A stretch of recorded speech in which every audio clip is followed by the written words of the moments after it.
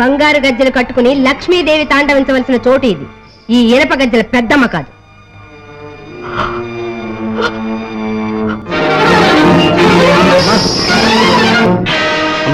చెప్పేదేదో నీ పెళ్ళానికి చెప్పు. షరతు కట్టుబడి ఉంటుందా, ఈ ఇంటి కోడలుగా ఉంటుంది, లేదా పుట్టింటి కూతురుగానే ఉంటుంది?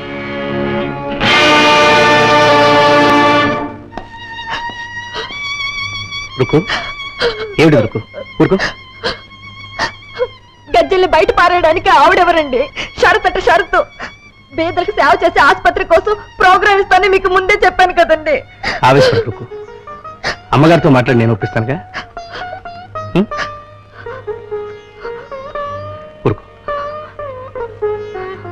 ఇది పెళ్లికి ముందే ఒప్పుకున్న ప్రోగ్రాం. రుక్మిణి సరదా కోసం, అది ఒక సత్కార్యానికి, ఒక మహాసంస్థకు నిధి వసూలు చేయడానికి. ఏమి నిధిరా?